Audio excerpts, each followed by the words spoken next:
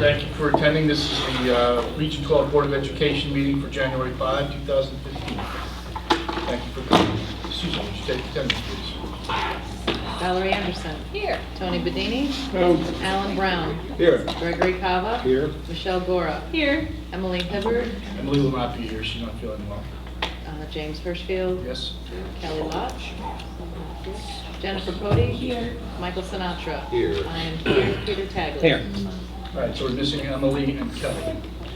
At this time, I'm going to ask if the Board of Ed would stand and just would have a moment of silence. We lost 2 past members of the board, 2 past chairmen in the last week or so, so we just have a moment of silence. For Mr. Bucky Lowe, Robert Bucky Lowe, and Matt Frangiola.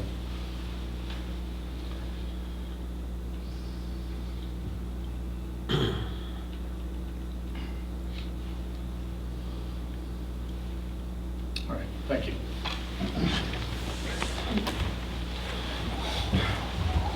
All right, moving on to our agenda. Item 2, opportunity for the public to comment on agenda items. If anyone would like to address us. All right, seeing no one. Item 3, consent agenda. Is there anyone who wants to remove anything from the consent agenda? All right, seeing no one, then the consent agenda is approved. Report of the chair. Just a couple things. Again, in sadness, I note Mr. Robert Bucky Lowe, 77 years old, from Roxbury, very involved in Roxbury, lived more than 50 years in Roxbury, served on this board for 11 years, as chairman for 6, passed away on Christmas Day, unfortunately, but in the presence of his family. As I recall, Bucky left the board just as I came on, so I never served under him, so he left in '97. On behalf of the board, his service was at the Munson Lovetree funeral in Woodbury. On behalf of the board, I posted an online condolence. I had flowers sent to his wake, which was on Friday night, and I attended the wake. His wife, Pat Lowe, was a longtime employee of the board. So that's sad. And then in addition, we learned of the passing of Matt Frangiola, a past member of the board and chairman. He died on New Year's Day. He was 72 years old. Quite amazing. A guy, George Kripsky, who's a guy in Washington, sent me a link to him. Incredible stuff that Matt had done I never realized. He was a reporter, an AP reporter in Vietnam, one of the last Americans to leave Vietnam on the last helicopter. Was a reporter. He spoke fluent Vietnamese. Was a good friend of David Hume Kennerly, who was a well-known photographer of presidents, especially President Ford. Kennerly credits Matt with saving his life in Vietnam because he knew Vietnamese. There's a picture in the paper of Matt with President Ford in the Oval Office, and some old pictures of Matt as a young man in Vietnam. Really something. I always remember one of the things he always used to say was that not always, but he said many times that he wanted students to be able to write a declarative sentence. Say that all the time. And he was quite a guy. So I haven't seen any what his services will be. I found this online, but if I see something, I will say something. So if anybody's interested in that, so that's unfortunate passing of 2 past chairmen of the board of Ed. Thanks for representing us. Yeah, thank you, Jim. Okay. That was really nice of you to do that. Getting back to Bucky, I don't know if there's. I don't want to put pressure on anybody, but I don't know if there's any interest in his obituary. I'm sorry.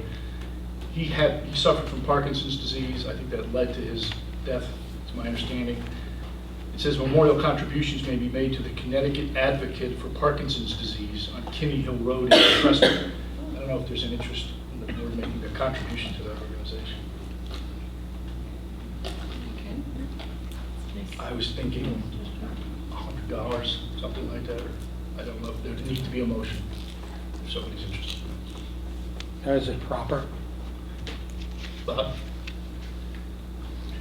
It's public money, Jim. Say It's very difficult to do that. Yeah. All right. we could make we could each Yeah. throw in $20 though and make it contribution. All right, I mean, I did send flowers on behalf of Which the board is, to the you way. know, It was a standing basket. Exactly. It was nice, I had it all blue and white flowers. His wife appreciated it very much, so. It becomes somewhere. Okay, It could, so we'll move on. it All could right. come back not to your benefit. We just bring All the, right. Let's put it that way. that's their stuff, I mean, Thank you. collection or something. I think some, even if a private donation, it would be appropriate based, for all the. Yeah, he certainly did a lot for the town of Oxford. All right, I also note, I have a note here from our attorney, Gary Brochu, a correspondence to the State of Connecticut Board of Labor Relations, bringing to their attention the way that Board of Ed has complied with the Board of Labor Relations order that we recently reviewed regarding Dr. Stuhlman and other members of the administration, and that we have complied with that order or have negotiated a resolution. So that's here if anybody's interested in that. I also note, and I did circulate this to the board, that the State Elections Enforcement Commission issued a decision on a complaint by Patrick Dwyer of Bridgewater. There were several different complaints, and none of the complaints were sustained, so an order was entered dismissing the matter. I know that at least one board member commented that, you know, and I responded, a newspaper reporter called me, and I said that, on behalf of the board, that the board takes this very seriously. The board has been called up short on these matters before and been found to be not in compliance, and that the board takes compliance with the law very seriously, and that we had reviewed this with our attorney, and our attorney, this was having to do with the referendum, and that our attorney sent it to the commission's attorney in advance to get an advance ruling before the materials were released. And so I'm gratified that the matter was dismissed. That's all I have. Any questions for me? All right, thanks. Next superintendent's report, Dr. Okay, yes. I didn't have a chance to send this to you, I should have, but I will. Connecticut Associations of Boards of Education presents Region 12 Public Schools, an honorable mention on the 2014 newsletter, the district newsletter that went out, okay, that was put together by the staff and Mr. Brown. So they don't, very nice, congratulations. Central office, and you can definitely see it, and we'll get a nice frame, I think. But, so that was good, that we recognized, so we try to send things in to show that we are, you know, making our move. So, we're happy about that. Some correspondence that we have received.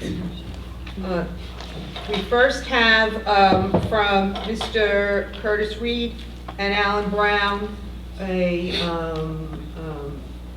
asking that we consider putting in funds in the budget for before and aftercare program at Burnham School that would service all three towns from K to 8. So I gave that to you. Well, can I just clarify?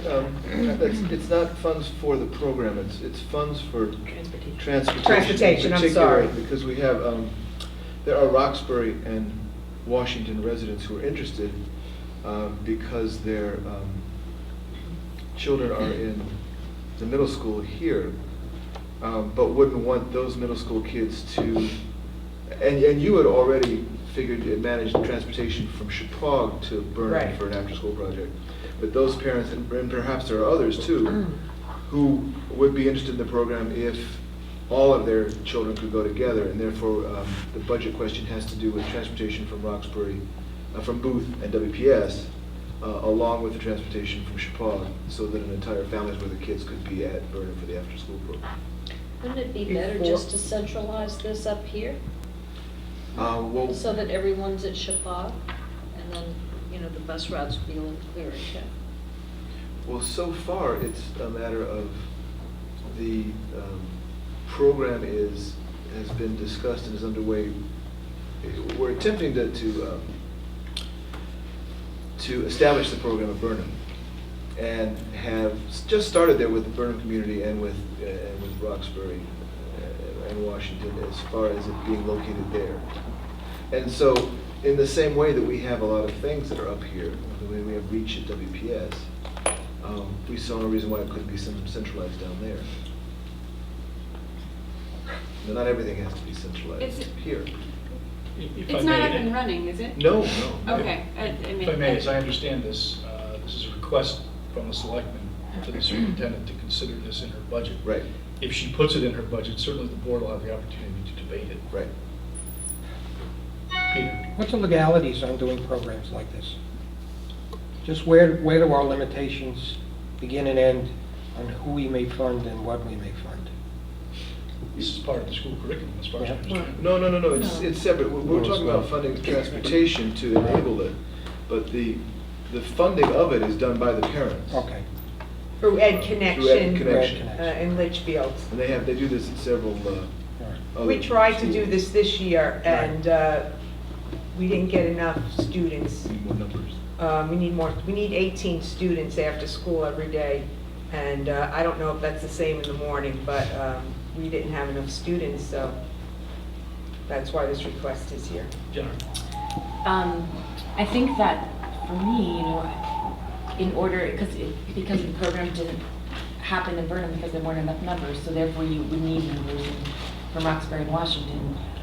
I think that at least, not at Chippewa, but would make sense to me that the program be held at Booth because it's centrally located, and that would cost less because the majority of the students are going to be coming from Roxbury and Washington because Bridgewater there aren't enough to fund make the program fly. And we think that having it at Booth would be centrally located more so to make it convenient and less expensive than busing all the way from Washington to Bridgewater for the majority of the kids. So having it centrally located at Booth, I think would be, for me, a great compromise. Michelle? I just also have a question. I'm just kind of trying to think through how this, the timing and the commitment. I don't know if, I mean, we talked when this came up last year about talking to the Roxbury and Washington families, and we talked about the local businesses and how Booth and WPS weren't actually really ready to talk to their families about an after-school program, but maybe they are or will be, or they could have that conversation. But I'm just wondering, let's just say 2 students from Washington Primary sign up, but the cost of the bus is, I don't know what the cost of the bus is. That's a large expenditure for 2 children, but do we say we'll provide the buses and then wait and see if there's interest? Or do we need, 10 students or more? Because the region, if the region is footing the cost of the bus, not the parents, I don't know what the cost is to add that run from WPS or Booth to Burnham or to Booth, wherever it is. I just kind of wondering how this works. I know one of the buses you guys figured out because going the other direction, the buses are returning to the garage, so it doesn't actually add a cost. But if it adds a cost, how much are we as a board willing to take on for X number of students? I think we might need to do a little survey, investigation, polling, I don't know. And maybe Bob could let us know what the cost of each of the buses would be. By the time we put all these requests that we're getting, we'll have costed each one of them out, and we'll have a number at that point. But right now, we didn't even start up to that point, because we're still looking at what possibilities there are and how we could accomplish something. Right. There will be additional costs, it's just a matter of how much. Right. Valerie? And also, it's a before school as well as after school, so you'll need 2 buses for those runs, even for the 2 kids, say, in Washington, or the 2 kids in Booth, or wherever those kids are. It sounds complicated to basically enhance a private program. And it's something we don't do with ASAP. And though it might be worthwhile to do it, it's just, once again, we're providing facilities and the ability to do it, but I think the parents should provide the transportation, because it's a before and after. Well, but there, Hold on, I think hold on, there's the please. whole point. Alan?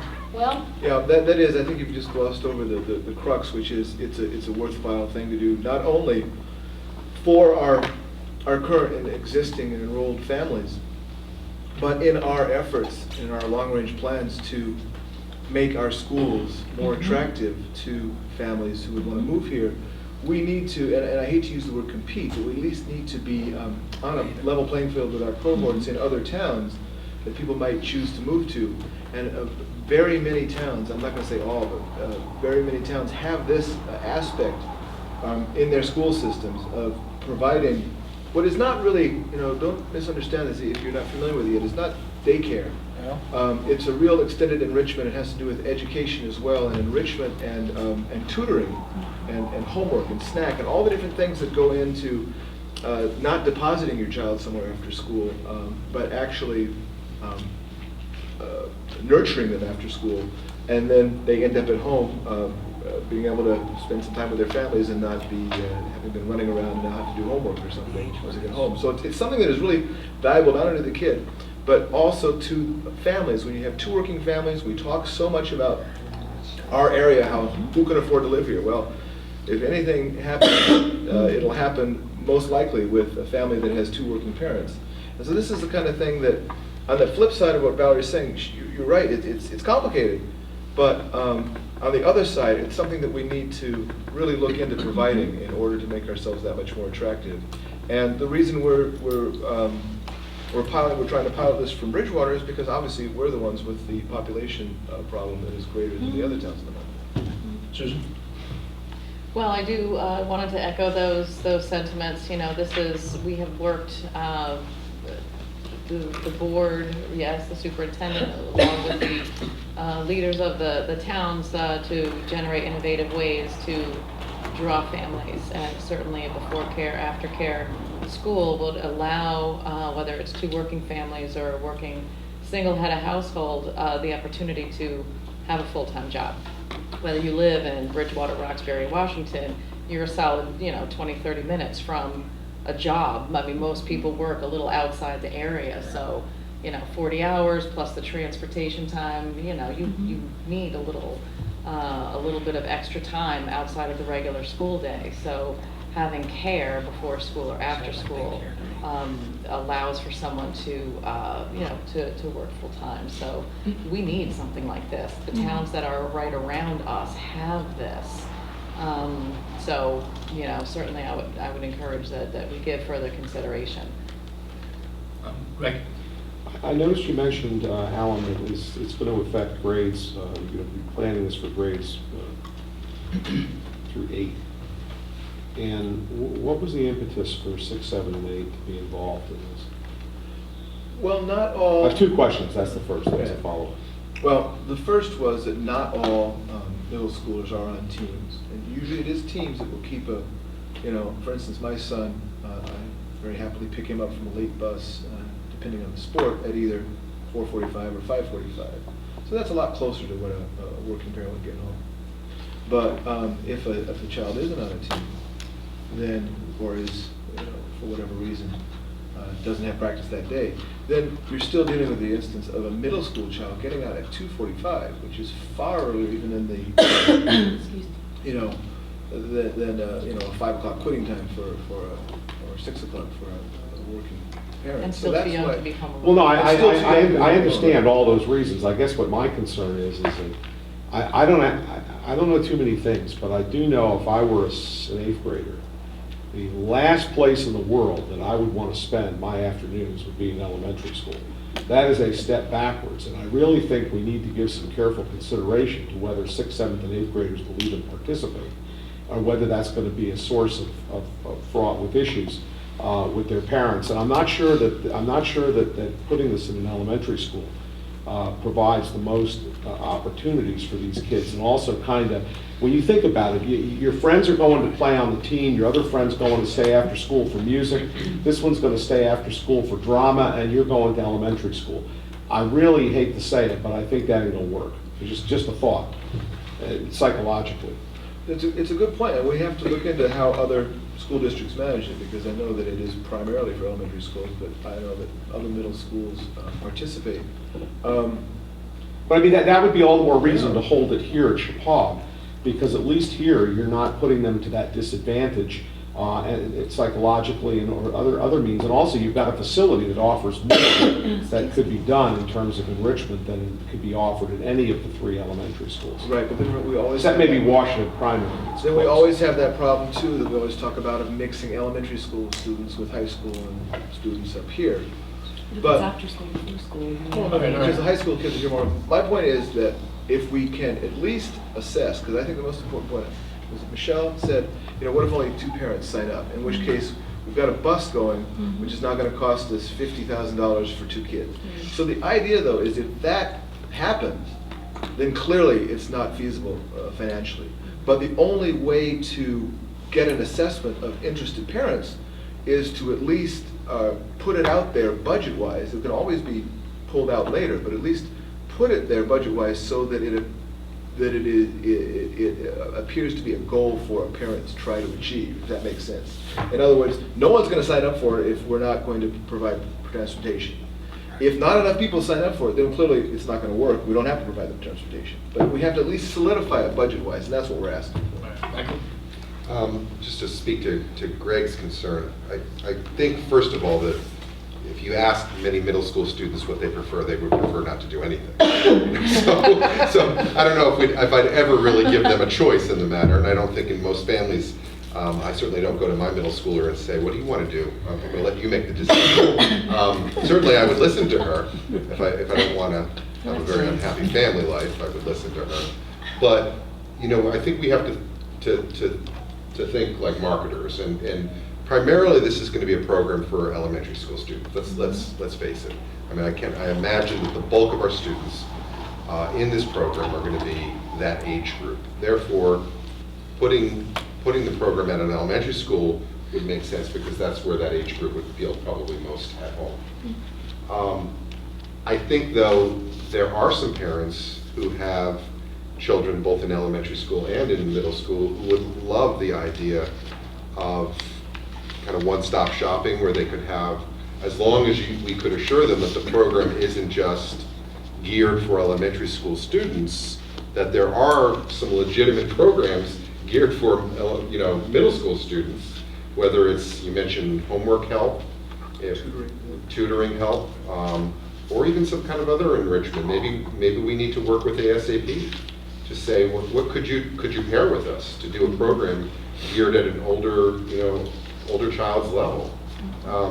And I think we have to, we build the program based on the numbers, whether it's buses or program elements or what have you. We need to see what the interest is. But, earlier you were talking about, Sue was talking about the reality of our region is that we have a lot of parents who work and a lot of parents who work a long way away. I can't tell you how many people I know commute like I do, all the way down to Fairfield County. You don't have to look far, Mike. Yeah, and this kind of a program is a draw, I think, for families that are looking at the area and right now saying, it's too far in the boonies, I can't do that, because what would I do for after school care? I think if we could answer that in our promotional materials, whether it's online or the videos or brochures or materials we give to realtors, I think that would be wonderful to be able to say to them, we actually thought of that and we have this great program in mind for you. Jen? I just also want us to be mindful too that although I know that Bridgewater and Burnham is the smallest of the 3 schools, but all 3 towns are declining. It's not just Bridgewater. And so we need to remember that, because all 3 towns are looking to attract people to the community. And I think that we have to also remember, again, which job is the boards and which jobs are the towns. And I think that a before and after school care program is fantastic, and I would love to see ASAP or some sort of fantastic program develop out of this. But I think we need to be careful about how we do this, so we have to think about it.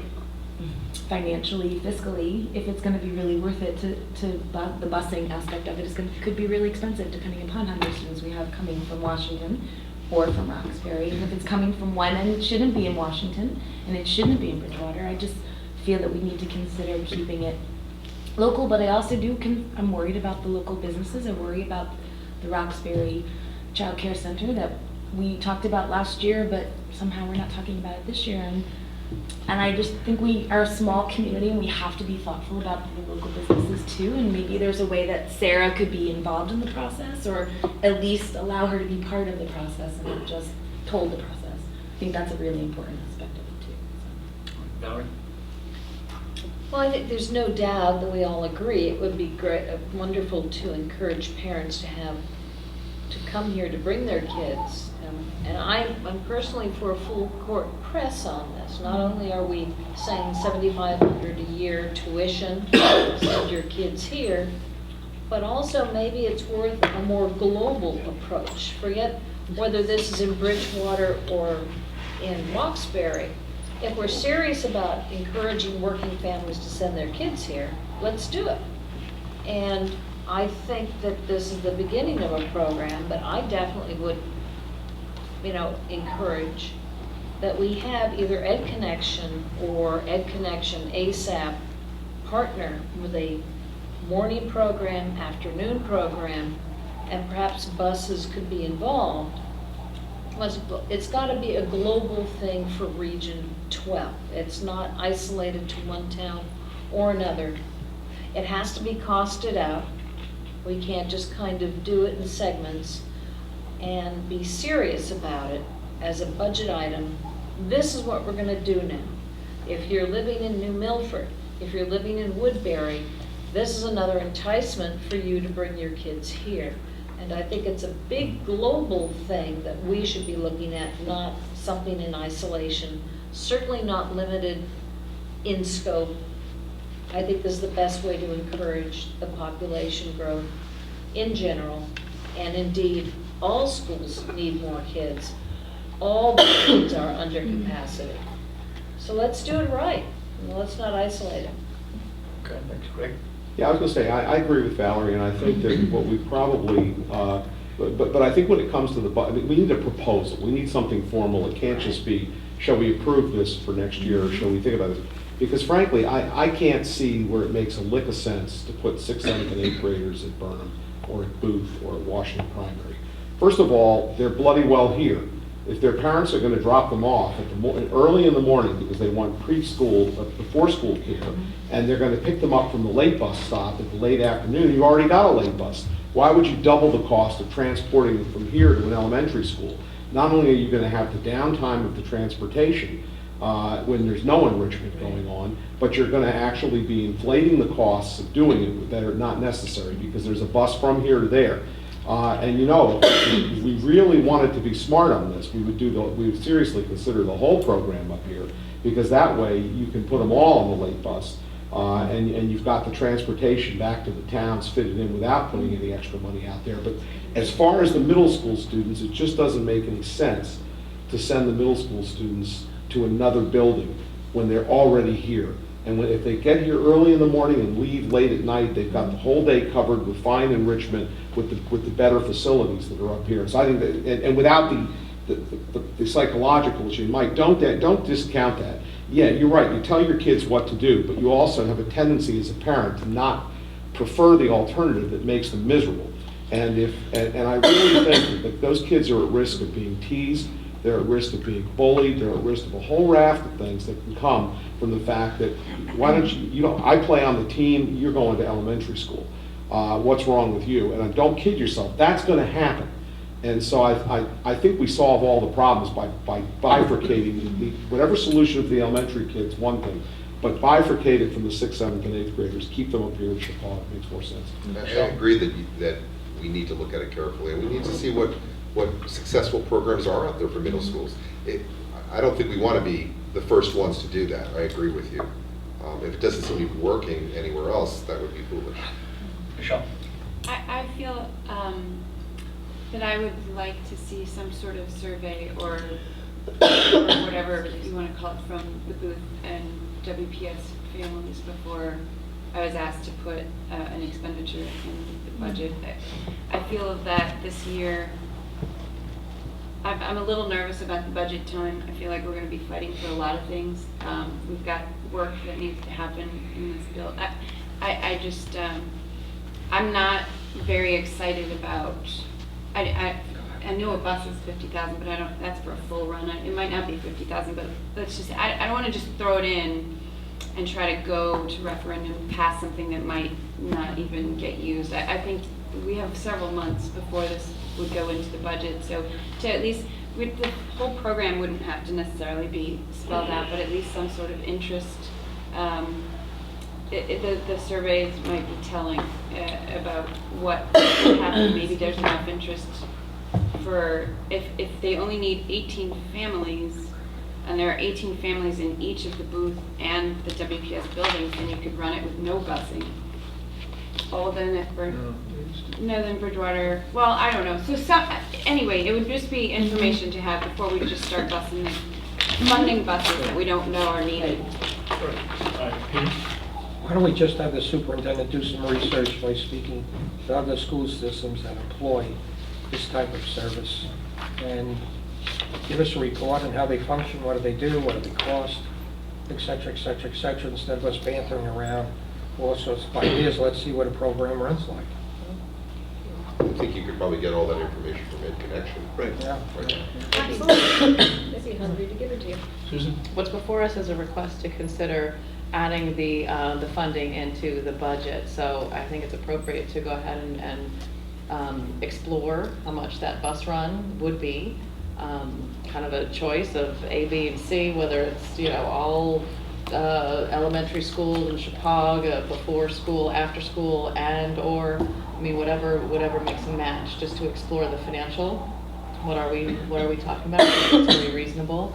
I think to have at least 6th and 7th grade, I think 8th grade, it reaches, depending on the age ranges, you cannot have a child younger than 13 home alone. I think families with children in elementary schools and middle schools would want them together. Education Connection they're educators. They are used to educating students. They can craft however they can address the middle schoolers coming to an elementary school. They can involve them however they see fit to make it appropriate. Teasing, bullying isn't tolerated, and that's not a reason to shy away from something that could be otherwise beneficial for each member town and for working families. I think we need to consider the middle schoolers along with the elementary kids. So concurrent perhaps with the survey, but I think people aren't going to be willing to commit to a survey until they see that the board is ready to commit to this kind of program. So the survey may not necessarily be valid, but certainly exploring the finances that's a good step. All right. Dr. Costino, have you heard all that? I have. And that's what I was planning on doing. All right, good. Do you So- have any other correspondence? Yes, I do. You already saw this but in the agri-science proposal, but it was a letter from State Senator Rob Kane supporting the agri-science STEM program at Chappaqua, so I wanted to give it to you because it did come. And then Can I interrupt you for just a second? Yes. Could you use this as an opportunity to, maybe just for the record, put out there, we have the support of whatever kind of legislative or state bodies we potentially need. He's one of them, obviously. Absolutely. But we're getting great, if not written letters, which are wonderful. Yes. We're getting great support. There's not any kind of obstacle or logjam that we've heard about. No, at the last meeting, is it Representative Art O'Neill was here who supported it. I know that Bill Davenport has been to the state, has had someone speak to the governor. The governor is very much in support of this program and is waiting to see the application. Excuse me, we are currently working on the application. At the next meeting, you'll probably get it in about 2 weeks, and I'll let you know when it's coming. At the next meeting, you have to approve the application, even though we can still make changes so that we can get it to the legislature. We are really moving forward with this, and we're getting a lot of positive feedback from the superintendents. All 7 superintendents are on board. We've spoken to them all. We have letters of reference and recommendations and support from local businesses that are going to allow our students to work and do the 200 hours there. We really see it as a win-win, and we're getting a lot of positive feedback. So we're very excited about it. It's full steam ahead. We had a little lull because of the holiday. Next Wednesday, the 14th, Sue Tuz is coming with Ann Baldwin, and we're doing a big interview. Hopefully get a nice full-page spread in the papers. I did an interview with Kim Gallo and Ann right before the holiday. That's on our TV and on our webpage, on YouTube. So we're very, very excited. I'm sorry, Michelle. That's all right. The presentation that was done right before the holidays, the ag science presentation, I'm assuming that meeting is, I haven't looked, but is that meeting? I'm assuming they normally are. I don't look at all of them. I feel Yeah. like, depending on the quality of the video, but clipping that presentation and putting that on the website might be Okay. a good idea. Just because, we had Sure. FFA, the national, Yes. there were, and the students, and it was Yeah. such an amazing. It was an amazing presentation, just- absolutely. And to make somebody wade through everything to find it. Okay. It might be nice to just clip it. I can do that.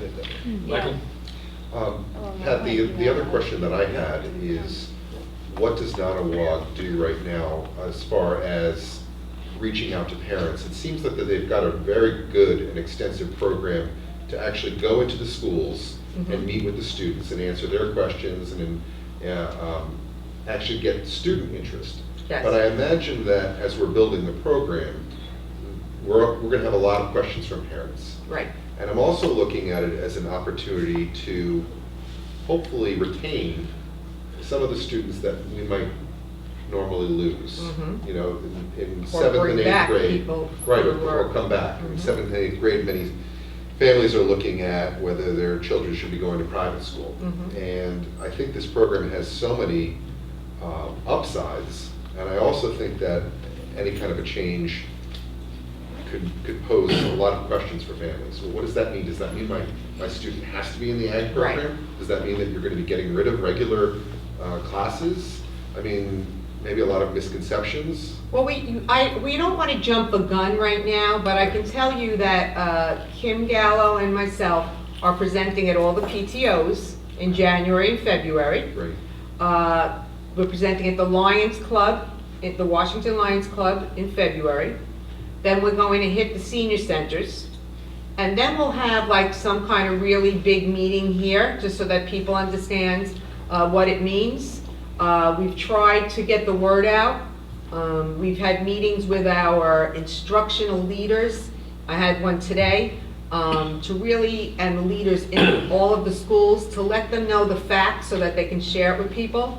I think it's just really early right now. If they have questions, they should call. If they're really nervous. I know at the last meeting, 2 parents spoke to me for a while who had concerns, and then they were fine. Definitely, your students, we will have one school with kind of 2 houses, but you can go back and forth between the houses. Right. So there's that agri-science STEM program where kids from out of district have applied and gotten in, including our students. And then you can have students at Chapag who may go in and out and take some of the different programs, but aren't officially in that program. But all of the kids have to take the core courses: English, science, social studies, mathematics, PE, music, art, foreign language. So this way, it's going to build our class sizes, it's going to build our sports teams, it's going to build our music and our art programs, it's going to allow our AP classes to grow, to offer more. So there's a lot of opportunities.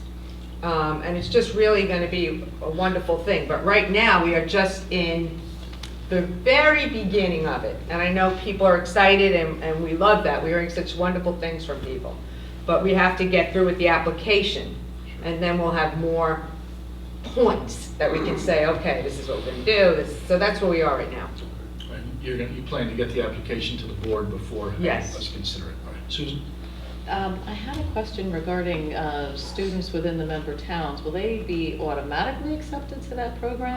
I know that they apply. They apply. I don't know if they get automatically accepted, because the way, I don't know, but from what I understand, it is a blind application. Right. And it's the best, if you're taking 60 students, it's the best 60 students.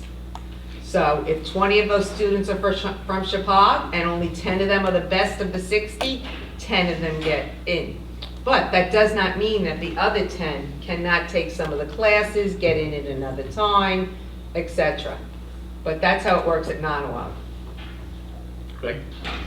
A couple things, Pat. I think number one, you need to look into the issue of whether or not this new reduced tuition that we're offering has any impact on the tuition that can be charged and can receive from the state under this program. We would not want to find out that we have somehow reduced from the $12,000 a kid for out-of-district people down to $7,500. So that needs to be looked into. Okay, I don't think right that, away.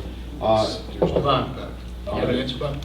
Yeah, there's no impact. It's statutorily set by the legislature.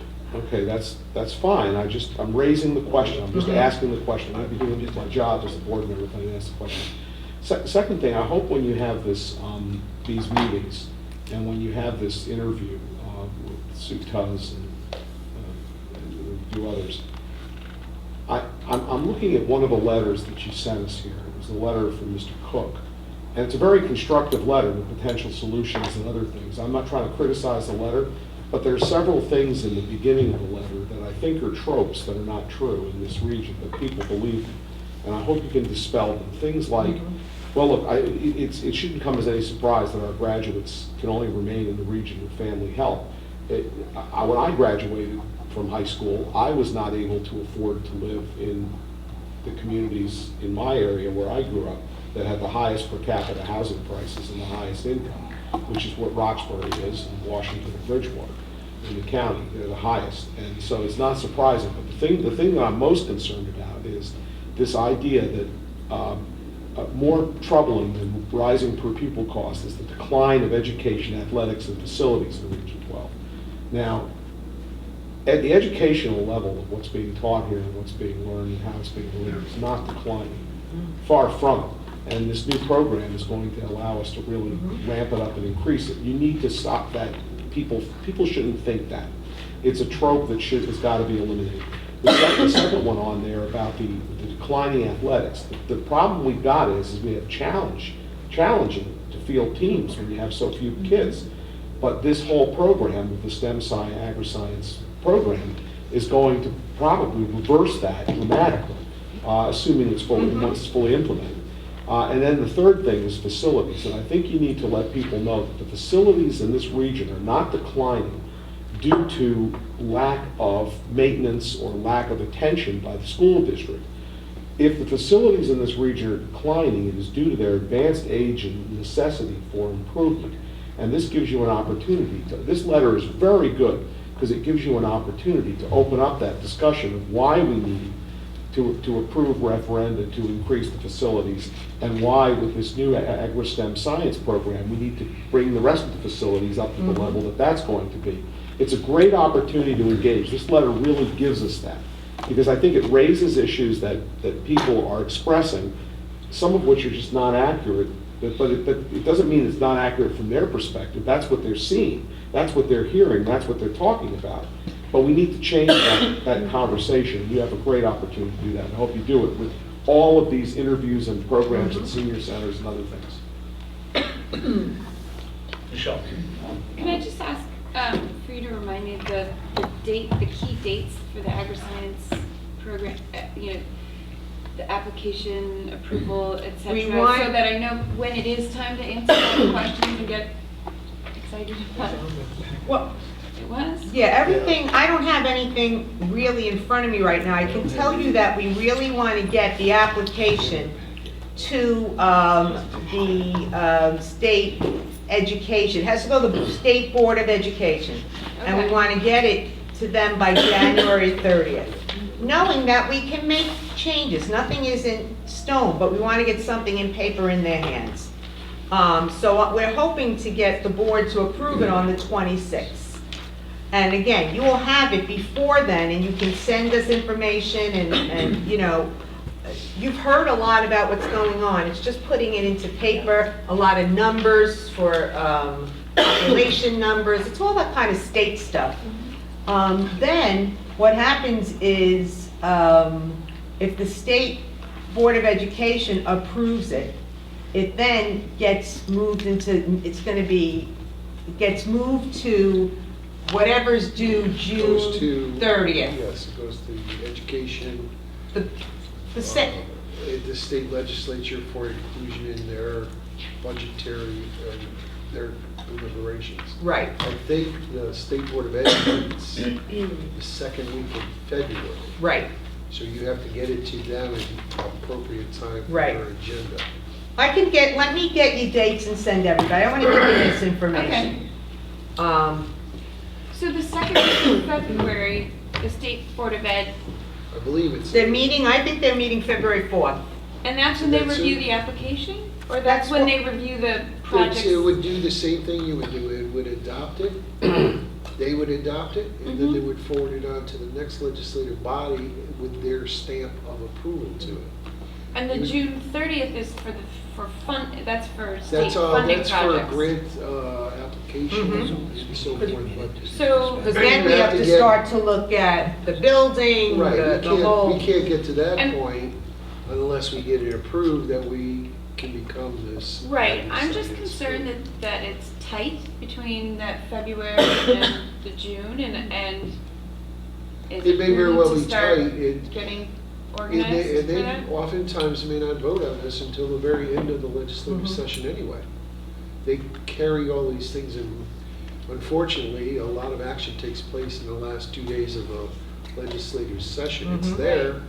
And you gotta Ann just marshal it Baldwin through. is also working behind the scenes. So I'm concerned, as you are, that things are tight, but we're moving now, again. You know, the holiday always kind of Right. slows I everybody just- down a little bit. It just seems to me that with all the it seems very, very likely that the Board of Ed will approve the application based on the From what I feedback that we're. From what I understood Right. today, yes. The Right. answer is yes. So I am just wondering if there are any things, RFPs, whatever, that we could start putting, because the process takes so long to jumpstart what needs to happen for June 30th, even though I know we can always pull the RFP, but start writing them, figuring out what we need for the June 30th deadline, even though we haven't. You may not, your expectation of this June 30th is very optimistic. I know, that's why I want to start working And it may now. not be a reality because we would probably end up in the next hopper of the next June 30th because it'd take that long to do it. I know, but I would rather. Well, one of the things Avoid that that. Bill has done, and I'm meeting with Bill and Kim Thursday, we have a 4-hour block, is he is getting the plans from some of the other BOAG schools that have recently been built, Okay. so that maybe we can just use some of those or some pieces of those, I don't know, but that at least will give us a jump start. We'll see, you know, we're running as fast as we can, Okay. okay? Donna? I've said several times, I really want to see some emphasis of STEM. I really want I've to said that absolutely. I mean, even to the point where, wouldn't it be great to call us Star 12 or something? You know, it's science, technology, agriculture, Region 12. I mean, we really, it's so important. This school's always had a great reputation for science and math. And that should just be emphasized with technology. and agriculture. I think it's a very important distinction, so that's all I can say. And by the way, Region 12 website features really very nicely Yeah. those presentations and the videos. A nice picture of Jennifer as well. Good. Yeah, we did a lot of work on the videos, the website. Peter? Lots of info on agriculture. Are we going through a process where at some point the board members would have to make a decision on just whether they're willing to underwrite the cost of the program? We haven't, I It understand. hasn't come before the board yet. First, as far as I understand, the first thing is for the board to approve an application to the state. Right. If an application is approved, at some point, I assume the board might be asked to make a commitment, and the board would have to decide at that point. Okay. And at that point, we'd see figures for running and et cetera, et cetera, et cetera, et Sure. cetera. Yeah. It just, I'm glad you said that. It just sounds like we're running with the ball to a degree that commits the taxpayers to underwrite something that we need to thoroughly investigate from a cost analysis standpoint. That's what it sounds like sitting here, that people are running with a ball that, you So know. it's getting an application, it doesn't. No, come I to the board. understand that. I have no problem with that. I mean, we should pursue it, but I'm just saying, sitting here, it sounds like we've committed ourselves to something at a cost we know nothing about. I don't believe that's the case. Okay. And, well, the last letter here, I'm sorry, go ahead. Yeah, but Pete, I mean, we've been on this board talking for the better part of the last 2 years, saying that we need to do something to attract a bunch of students. If only we could pull 100 students out of the sky that would come into this region, it would be a great thing. Now we have a chance to pull 250 or 350 students out of the sky and put them in this region. This is, the worst thing we could do is have our wish come true and then say, oh, we really want that. I mean, of course we want them to come here. Yeah, it's going to cost money, but guess what? They come with tuition. And when they come with tuition, we do need the cost numbers. I agree with you. We need to see that. That's got to be laid out for us, and we will see that. But I wouldn't want anyone to think that we should be anything other than thankful that this manna is falling from, being made to fall from the sky because of a certain board member doing hard work to make sure it happens. And I think I don't think we should be worried that this is going to be an issue. I think it's likely we're going to find that it's a very good thing. I think he was just asking if we're committing the public tonight to a financial burden. We're not. No, not. But it will come before the board, and No, I understand. But we need to be prepared to commit the public to this venture It's a because great opportunity. it's an opportunity to save. Doesn't Save it. belong so there. anyway, the last letter, and Greg spoke about a little bit, I just wanted to give it to you. It came after our last board meeting. And Mr. Tim Cook from Preston, class of 73, presented this to the Litchfield's Board of Education. no, the Board of Selectmen. I'm sorry, Board of Selectmen, and I think to the Board of Education also, because that's what the story was on the meeting, I believe. Maybe I'm wrong, doesn't matter, but anyway, it got play in the paper. And so I just want to let you know that we have not gotten any phone calls from Litchfield. As I said in the paper to the reporters, we are happy to take Litchfield students. You know, anyone who wants to come, we're happy to do that and to work out an agreement, and we look forward to hearing from them. But that's really the extent of this. I don't want you to think that all this has been going on behind your back, and it hasn't. It just kind of came out of the blue. And that's it for correspondence. All right. You want to finish your report? Oh, I'm not done. Okay, one second. I'm doing it. More correspondence tonight. Okay, yes. We have an appointment of Katie Brunetto as an assistant. Mr. Malley, who we had told you is resigning at the end of the year, changed his date to January 21st. So we're in the process of working on that. And then we just have 2 field trips. No action is needed, but we wanted to let you know. So how, are you looking for a permanent hire at this point? We have, Permanent. I'm sorry? We have interviews on Friday, we'll see. We have a couple of interesting people, so we'll see. We won't hire anyone permanently if we are not 100% sure, and we'll just hire a long-term sub. Okay, thank you. Anything else for Superintendent Sue?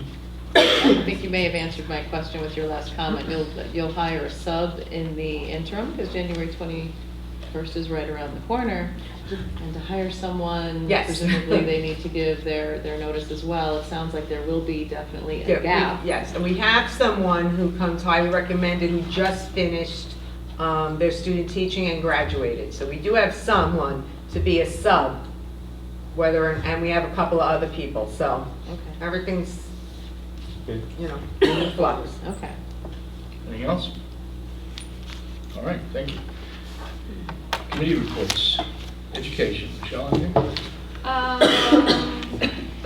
Yes, so for our next agenda, we will, or our next meeting, which I don't know what the date is. 26th. The elementary music students will be doing a mini concert, sort of like the middle high school students. And we're going to be hearing a presentation on the multi-grade classroom from Kathy and the teacher who's in that room, whose name I don't remember. Kristen Greco. Kristen, okay, I Kristen don't know her Greco. new last name. So that's on the agenda for our next education committee meeting. Yeah. And I would just note, as Pat noted, we're going to have this application for the state with regard to the STEM program. If you have concerns about it or questions, please read it in advance. If you have some serious issues with it, please give Pat some advance notice. Of course, we're entitled to, but I'd rather not spend 4 hours on the 26th going around and around. But if we have to, we will. But hopefully we'll be able to get through. All right, Education Connection, Michelle, anything? No, we have not met. It's the holidays. Facilities, Mr. Greg, anything? I have nothing. Our December meeting got bumped for that special meeting, and so we have not met. We'll meet this month. Finance, Valerie? We met prior to this meeting. We stand at 4.9% of the budget in the black, which tracks with the previous year. There was nothing particularly outstanding that we went through. This was the financials ending December 26th. So 4.9%, or a little bit more than $1 million. We are going to have a meeting with Wells Fargo, the pension planning people, on February 9th. And this will also be with our auditor, Charles Heaven. And so that will be at 3 o'clock in the CO, and I'm looking forward to that quite a bit. We have an update on our heating oil and diesel fuel, which were locked in at appropriately great times and prices. What are we paying for fuel? Pardon? What are we paying for fuel? For the Sure. 16, 17, 15, 16 is going to be 250, I'm sorry, Cindy?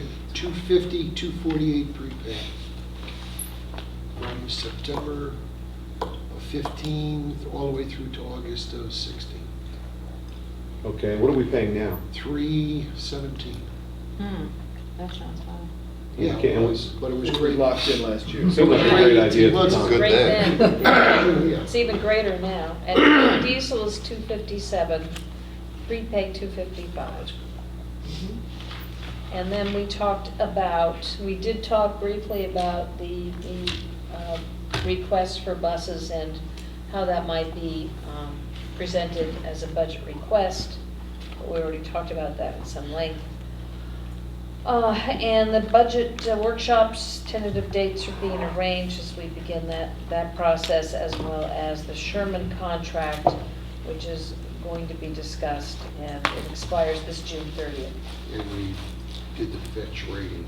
Well, that's what I wanted to hop into, because the big headline was that Region 12 has a AA plus Fitch rating for our bonds, and we've always been highly rated. Our member towns are very highly rated, but this is wonderful, and we really want to make sure it goes out through our PR person.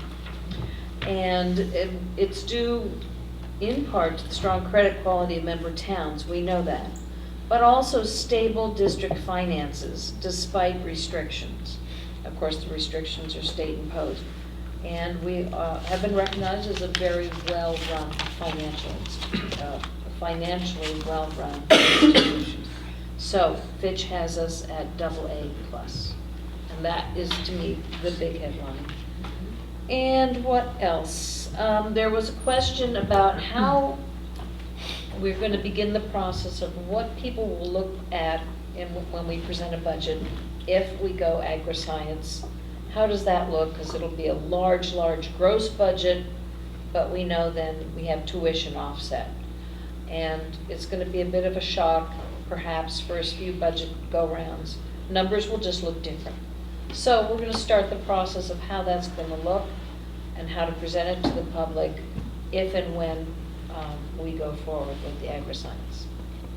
Yes, Peter? Explain tuition offset. Well, for instance, a $30 million gross budget versus the 21-22 that we're doing now, because we have a bigger institution, more teachers, more expense, but tuition goes to the towns. I understand that. Kids are going to come here and pay tuition, but that'll basically offset, as it does now, but in a much larger way, how we bill the member towns. But if they're paying a tuition rate that's maybe 1/2 of what it's actually cost us, how does that positively affect that whole concept? I'm talking about when we go into the agri-science. I'm not talking about our 7,500 now. So that'll be set by the state. It's just a different way of looking at numbers. There'll be a little bit of an education that has to happen to how to analyze those numbers. Because right now, it's a straightforward 22 million operating budget. Right. So Michelle brought this up. I think it's an excellent start of a conversation, how we're going to look at our operating budget going forward under those new circumstances. Because you get two sources of revenue to support an ag student. State support, and then the sending town has to put in money for each of those students as well. The transportation is taken care of by the sending, so we don't have that cost. When you start to look at the overall cost, having done this in Region 14 before, your tuition revenue pays for those students. It's not an additional cost to the towns. In fact, it lowers the net cost to the respective towns when you add that revenue in. It's just a matter of putting the numbers together. However, the way most referendum questions are put to the public, it always addresses it at the gross level as opposed to what the net level. Somehow work to get that message out, or perhaps we could get something that we could include in the question to clarify that revenue issue. That's what we're going to look for. So who sets the tuition rate for incoming students? We do, correct? The board For- sets tuition rates for incoming Or students. not, we're getting away from ag students. Right. It's the board. And for the ag students, who sets the tuition rate? Two people, the state, from the state payment, and the state sets how much each town has to pay to support that student. And it's more than sufficient to cover the cost. Anything else? Valerie, you all set? All set. Sounds good. Pat, I hate to spring this on you, but Yeah. can you give us any indication what your plans are for your budget presentation this year? When do you expect to make your budget presentation? Oh, yeah, my budget presentation will be Approximately. on Please see March 9th. Okay.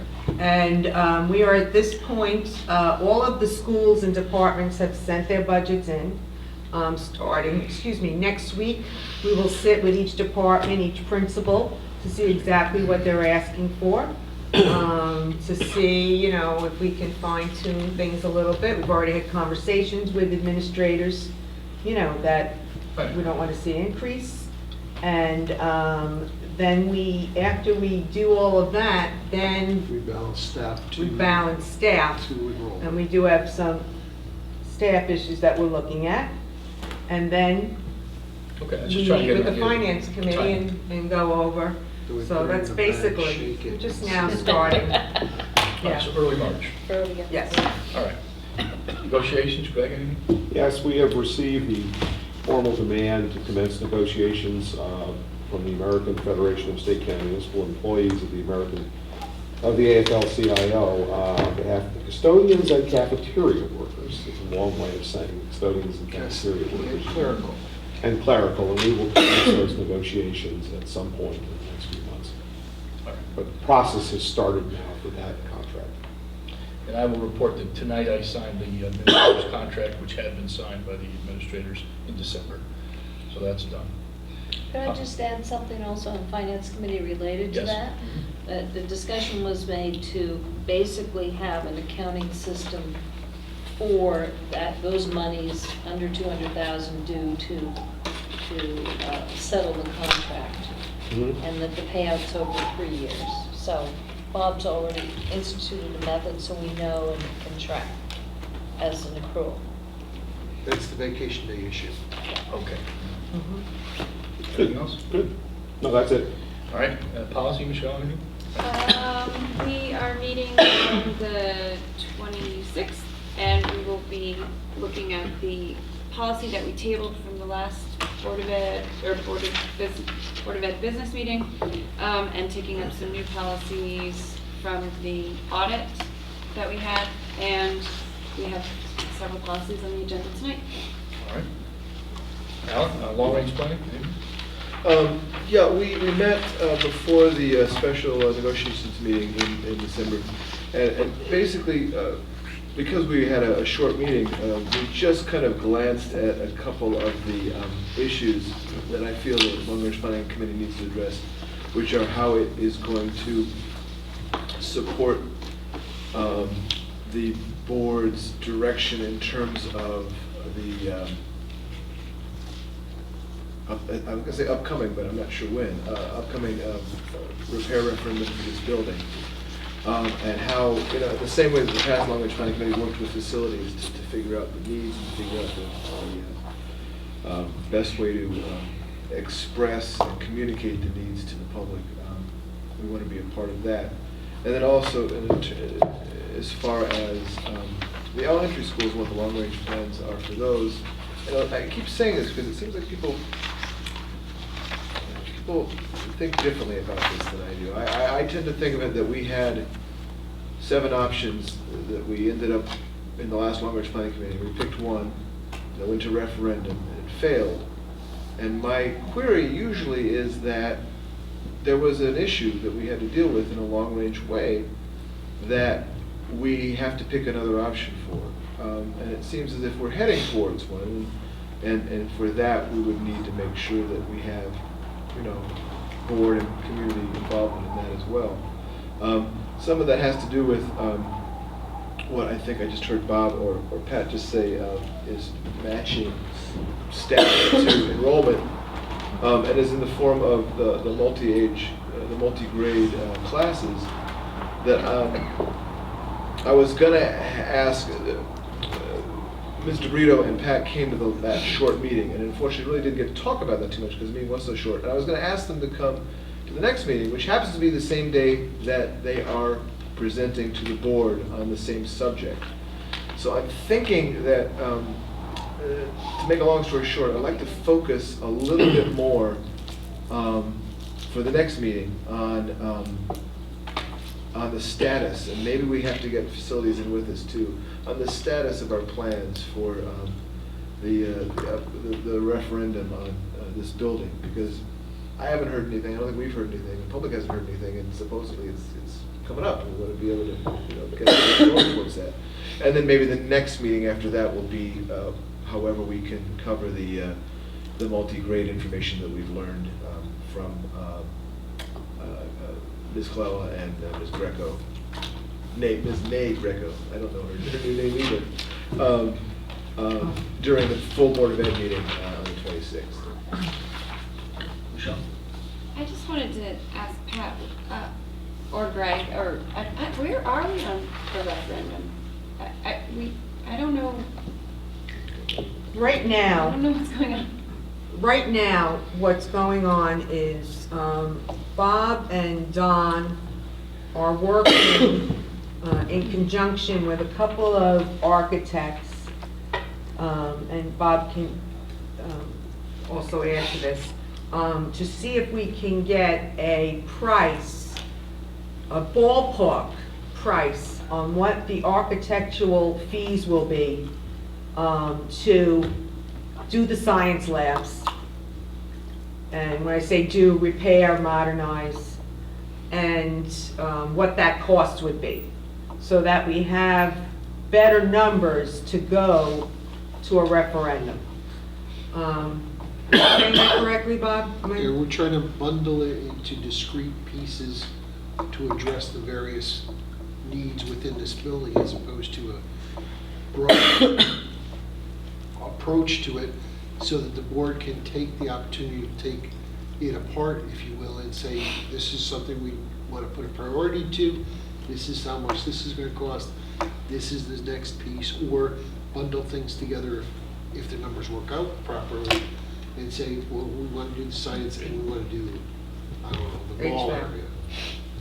You know, and so getting it into discrete pieces that make sense, because when you look at the whole list, you can do it all at once. What you want to do is, if you put it together like we did once before, you can stage it better, so the same tradespeople are working on the same thing at the same time, as opposed to being entrepreneurial and driving the cost up. That's what the objective is right now with Don, working with the person, Fletcher Thompson. He got a quote from Fletcher Thompson, and I know we were emailing today, and he was speaking to Castle Booze. Castle Blues as well. But it's, you know, the numbers are high as far as just the architectural work. And, you know, we're struggling. This is a struggle. This has not been easy, because we get a lot of different opinions from everybody, has a different way they want us to do this. And it's, you know, I don't think anybody wants to lay out, you know, $200,000 just to get a cost of what it's gonna cost. So that's, you know, where we were when we put the first bids out. So it's really sticky. Michael? One other factor that probably makes it even stickier is the STEM agri-science program. Right. Because from the presentation that we heard, we understand that once we as a district approve moving forward and the state approves us moving forward, there are, you know, it comes with, you know, additions to the building and new labs. And I think one of the questions that someone could legitimately ask is, should we be spending X amount redoing our science labs if 5 years from now, throwing that out there, whenever the program moves forward, the state will pick up 95% of the cost of building brand new state-of-the-art labs. And I'm not saying that we may have a legitimate reason to say, yes, we need to move forward and this is why, but I can imagine that that's going to be one of the questions that a taxpayer would ask.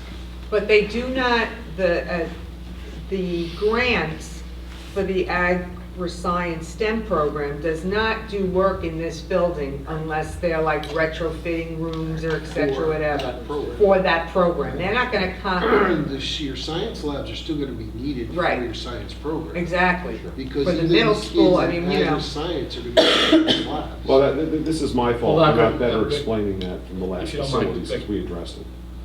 Just one at a time. Peter? No, All right, Michelle? Well, I guess I didn't want to, I just sort of asked where we were, and then now we're talking about the building, and I don't want to digress, but I was thinking the other day about the science labs and wondering if it would make sense to build one, because we have 3 or 4 rooms that are used by the middle school, high school, and would it make sense to turn one of them into a state-of-the-art lab and the other 3 into safer classrooms with chairs and tables that aren't broken, and you sign up for the lab? Not every class needs a Bunsen burner every day. I mean, there might be some things that we could creatively do, but. Well, that's why we need the architect. Okay. That's, you know what I'm saying? Yeah. That's why we need the architect. Two things, to Michael's question and point. We asked that was a question I asked in the facilities committee is, are we gonna be spending money to refit labs that we're then gonna have to take apart and refit again? Or are we gonna, worse, are we gonna do that? Or are we gonna be simply chasing money that the state would pay if we waited? And the answer is no, we've gotta get those labs going. But Michelle, the point you're trying to make, this region is either serious about education or isn't.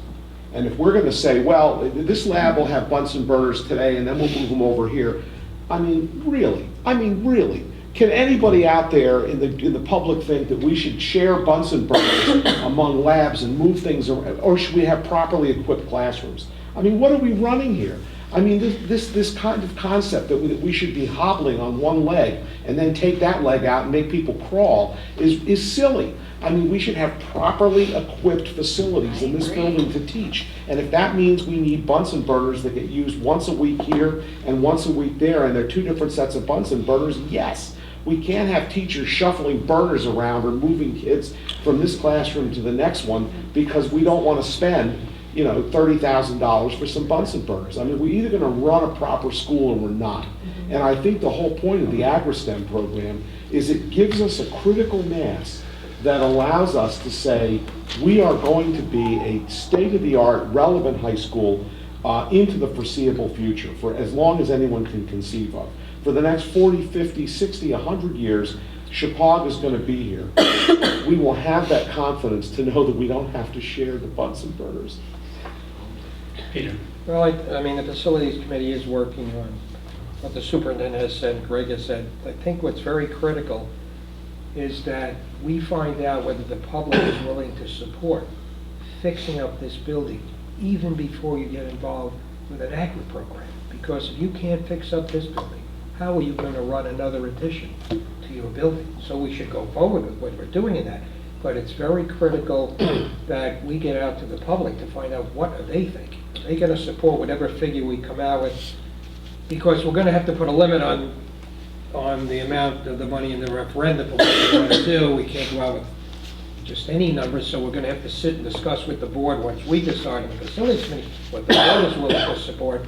But we must get support from the public. If we don't get support from the public on this building, to me, the other thing is moot. Because if you can't maintain this structure, how are we going to maintain an additional structure?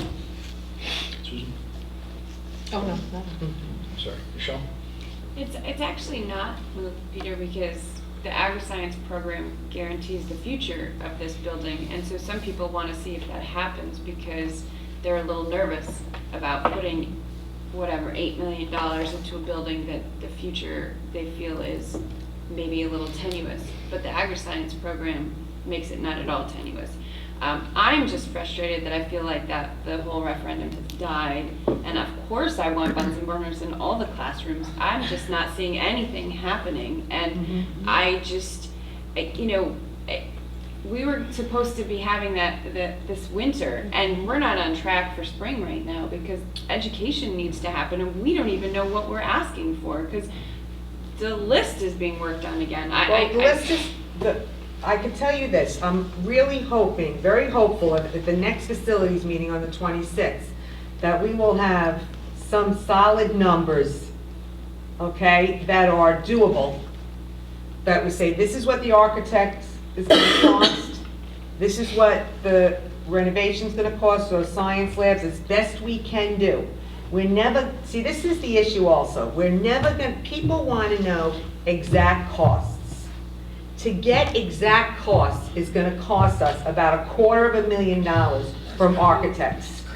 That's, we've gotten that from 2 architects already, okay? So I know no one wants to hear that. No one wants to hear I need $250,000 just to get the exact costs of everything. So we're trying now to get ballpark costs so that it's not $250,000. And can't we just go to the state website and look at the last new school that was built and see what the science labs cost? No? no, it does. Rob, you want to There's speak to no that? costs that are broken down that way. The state has building projects, and typically they're renovations or renovations to new, Right. and it's all bundled in the same cost. It doesn't break it down by room. I know, I've looked at those, but I just feel like I'm somebody really on the hoping- project would know. All right, Like the Judy. architect that worked on that project, maybe they could, I don't It's know. even It seems difficult. so crazy to me. They don't get the bids in like that either. I I mean, know. when they get the bids in, it's for the scope of work of the whole building, and it's not broken down. The only time you get numbers that are actually broken down are for fixtures, like the tables or whatever. Right. The actual renovation, you're not gonna get individual numbers. Let's try to maybe have, I'm sorry, a meeting before facilities, so maybe, Don and me and you and Bob and Greg and Tony and whoever, or maybe another facilities meeting with I was just gonna everybody and say, just to could get. facilities before- meet more often, maybe? Yes. Every 20 minutes. Well, we would have had this wrapped up last month if our meeting had been canceled. Right. But here we are. Look, we will try to get the handle on these numbers this month, but I just don't want, I want people to understand that, let's assume we had all the numbers tonight. There is a 4-month sale job that has to go on, Yes. because we've got so much information, negative information. I mean, you look at, if the general default position is, the whole system is headed down into the dump, because that's what people have led themselves to believe. We need to counteract that, because it's not true. And so I think that we have to focus on the fact that we can have the numbers, that's all fine and good, but Pat's got a lot of rowing to do to get us to the point where those numbers can resonate with people and they see why they need to vote for it, to answer Pete's question, which is, why would you do it? Well, the problem is that you gotta put it, you can't, it's a chicken and egg problem, all right? And until we have, I know people want to have the assurance that this system is going to be vital and is going to work forever. And the answer is, with what we're proposing, it is. And there's no reason to believe that it won't be enacted, that we won't get the state support. We've had the state support. And that obviously, part of that thing is we need to get the rest of the building up to the same level of snuff as it was, that's going to put that part of the new parts of the building at. And so it's going to be this is something that's got to be supported, and I think it means challenging a worldview. And that worldview is that, look, I live in a house, and I didn't renovate it this year, and I'm not going to renovate it next year, and in 50 years from now, I'm still going to be sitting here saying I'm not renovating it. And that's how I run my house, because I'll spend the money when I feel like it's needed to be spent. But that's not how you run an institution. It's not how you run a school system, it's not how you run a government, it's not how you run a society. You don't just let the place go to seed because you're not sure what the future means. You have to keep it working, because you got to keep educating those children every year in, year out, and give them a proper education with proper facilities and the requisite number of Bunsen burners. And so I think that that's really what it's about, and we need to get people to understand that that's the mission. And I think we can at least say, for the first time, that we have a plan as to how we're going to get those population numbers to the level that this will be a vital region. We now have that plan, and those two things need to be put together and need to be sold, and people need to be educated as to what the education system needs are. And I think if they are, I'm confident that people in Region 12 will get it, they'll support it, they'll be very supportive of it, but I think we need to do our job. Peter? Not to be argumentative or negative, the manner in which Fletcher Thompson was handled by members of the public has been one of the big reasons we are having trouble, this board is having trouble getting anybody in to work on any project. That's the problem. Until this district learns how to handle properly people who come in to do things for the Board of Ed, that's what's behind the whole situation, the Facilities Committee, the manner in which we've handled outside vendors. No other vendor wants to come in and be handled like that. We would have been done 2 months ago. Okay? So that's what's behind it. So the board has to get its act together, especially Bridgewater. Hold on, Alan. What's going on with the agenda? Yeah, I mean, I don't know where we are at. Well, no, it's I How long think is it? things. One is something I just asked Jen about. It was kind of offline, so I wanted it to be on the record because it's an important point. I said, what about the numbers that we had for the last referendum? How much, why can't we just go back to those and, carve out the lab numbers? And she said, well, those are old numbers. So is that a fair assessment of why we can't just carve those numbers out? And while you're thinking about that, something I wanted to say as far as how all this works is that, a lot of this push, not only for facilities that are functional and appropriate for our students who are currently in the school system now, regardless of anything in the future. Besides that, we also had a certain pressure on us because of NEAS coming out, right? Now, what I do understand, though, is that NEAS does give you a break. In other words, even if we weren't going to make a certain time, if we had a plan, even having a long-range planning committee in existence at all counts a little bit. Now, since we have this whole new plan developing for our agri-science alteration, does that in any way reduce the stress we were feeling as far as what NEAS will think of us? Because that really is a huge plan that they will give us a breakdown. They should. And if that's true, then are we, clearly there's going to be a lot of construction, there's going to be a lot of change and repair and renovation, things are going to happen on this campus if an agri-science center is built here. Do we need to have a 2-year building program followed by a 2-year building program? Or, and as I said, always keeping in mind that we need to provide for the students who are currently enrolled here. So I'm not saying stall stuff for no good reason. But I'm saying, is there a way that the projects can be in conjunction, which will, A, buy us a little more time, and B, not have a distended construction period, and C, not perhaps have any kind of conflicting construction going on? So that's my first question. My second question. My first question was, what's the deal with the old numbers, and why can't we just use those? Well, let me unpack those questions and try to answer them. See, a lot of subparts. As far as the numbers are concerned, the numbers were put together based on some planning and studying that's now several years old. And this was all for part of a process that took place over the last 2 years. So, yeah, the numbers get staler and staler. Every year we don't do something with them, they become more problematic. I think on the science lab ideas, we wanted to get a sharper, there was some sense that we needed to reduce the amount of money we were seeking at referendum. We were trying to get that number down below the 8.1 gross, 6.7, whatever it was, net referendum. And one of the ways we were going to do that is we were looking at the largest numbers in there, and some of them we eliminated, we just weren't going to use or do that work. And others, the big numbers, the big number is the science lab, and we wanted more concrete numbers. That's why we started this process. We wanted to get numbers that were, if the science lab number was 1.2 million, it would be nice to know that. If it was, 400,000, it would be nice to know that too. I mean, the idea was we wanted to get a number that was sharper than the number we had, to see if it caused other numbers to have to shift and to change priorities. We wanted a harder number.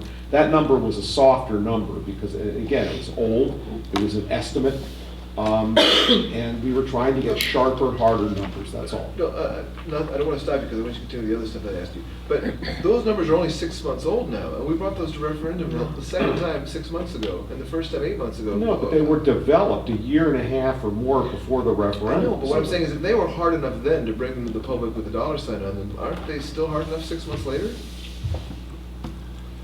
I think we were trying to take a look to see if we could pare numbers down to more palatable numbers. If we could figure out a way to get this work we needed done on the science labs done for less than $1 million, it would help us make a referendum that didn't require spending so much. Right, but what I'm saying is if it's $1 million and we find out how to do it for $800,000 and we've just spent $200,000 to do that, then let's just spend $1 million. Because we're just going to spend, let's ask for the $1 million. Because it seems like it's going to cost $200,000 to get to a new number, which would only be $200,000. I just want to say too that Hold on. We may not a ultimately do facilities that. committee, that's why. Okay, that's fine. Sorry, Just just figured. raising the hand. No, but, so can I yield the you floor. answer the other question too? my fellow seniors. What's the other The question? last question was thoughts about, and maybe this is not a Greg question, maybe it's a Pat or an everybody question, is the thoughts of how the chronology is changing on us here because of our new agri-science plans, and whether that influences Oh, in timing terms of the our construction schedule? Construction schedule, No, and whether we need the referendums immediately. I or don't not. think it does. You've got an existing operating school. You're not going to shut it down for 2 years to construct. What you're going to do is you're going to primarily time your construction to be in the summers. You may have some construction work that goes on during the school year if it's in a discrete area. For example, if we were to go out in the direction that every plan for the school is identified as the expansion direction, which is that way, if we were to head out that way, add to the building, especially since that's where our science end of the building is, then that's something that can go on ongoing during the year. I wouldn't worry about the construction schedule. It'll get done as quickly. Oh, as no, I'm just saying, do we need to have two, or could we do this all at once? Well, I think in terms of the science labs, for example, it probably makes sense to get on those sooner rather than later. And if we do decide that we want to stick with some programmatic improvements to, for example, the mall area, because those were both, there were some cosmetic improvements, but there were also program improvements, because they were adding meeting spaces and gathering spaces and spaces that students would use for various types of And even educational cosmetic pursuits. support too. And because the cosmetic support, I think, is important to building the interest in the school and moving it forward, those things probably should be done sooner rather than later. And I think those are probably very small projects. They were not expensive, and they could probably be done in the summer. And, they're not obtrusive. Jen? I just wanted to say that, for me personally, on the facilities committee, I don't know if Susan felt the same way, but it's, for me, I'm struggling with having to pare down the 8.3 million to something, because I feel like what we brought to the referendum was necessity. It's what we need for the building. So it's a struggle to then say, you know what, we're gonna bring it down to 6 because we just want to make everybody happy. Even though we need the other stuff, we'll just worry about it later. For me, it kind of seems, I'm struggling with that, because for me, what we need at the 8.3 million is we need what we were bringing to referendum 6 months ago. Then you gotta sell it better because it got slammed. Amen. Totally agree. Michael? Well, and correct me if I'm wrong, Greg, and I remember right after it went down, one of the questions I asked you was whether there was any way some of the items, not the big ticket items, but some of the items might be put into the operating budget, which would automatically reduce the next time we went to referendum that total number. Some of the smaller items have been added to the operating budget. We had picked up things that had to be done. I mean, first of all, some of the items get done not because we want to reduce the amount available for referendums, because we bloody well have to do it. Right. You got to function. There was a suggestion made by some people that we ought to consider spending $1 million a year, every year in and year out, to just add to the bottom line of the budget these costs of upgrading the facility. And my only problem with that is if we are a long-term organization, if we are going to go forward with the STEM Academy, and this is going to be something, and it seems to me the last thing we want to do is take long-term investments and pay them at present operating expenses. It would be like saying, well, you know what, we're gonna tighten our belts, and we're gonna put $1 million a year into our family budget until we can pay for the house, and we're not gonna go borrow a mortgage to buy a house. We're gonna live in the woods until we get enough money to have the house. I mean, it's a nice theory, but the fact is that long-term investments should be bonded and should be paid out over time. Precisely because they're long-term investments. And if we're going to spend $5 million, I'd rather that $5 million be spread over the people over 10 years or 15 years, so that the people that live here for that period and enjoy it pay it, rather than the poor people who are standing here with their pockets getting picked for the next 5 years, $1 million a year. You're preaching to the choir. I totally agree with you. I'm just saying that psychologically, I think if we went back to the taxpayers with a lower number, I don't think it has to be 2 million. No, I think know. it could be any lower I know. number I know. I think our sales job That's will be what it- much, much easier. I think it's a good point, Mike, and I think that's what we're trying to do, and I think we've looked for areas that could be put into the operating budget, and some of them have. Right, because some people will dig in the weeds and then they'll realize what we've done, but other people will just say, lower number, fine, I'm there. Yeah. I forgot what I was going to say. Susan? Yeah, I think, boy, the sales job for the referendum has indeed sort of taken on a different face with the agri-science program in the wings. There were many naysayers who just weren't sure, why invest the money at all if we don't know what's going to happen with Chippewa, look at the projections, et cetera, et cetera. So to be out there, out in front, selling and promoting if nothing else, just the support, not only from the board, but from the legislators, and isn't it nice to hear that the governor is supporting this as well. It has strong possibilities for Chippewa in the future.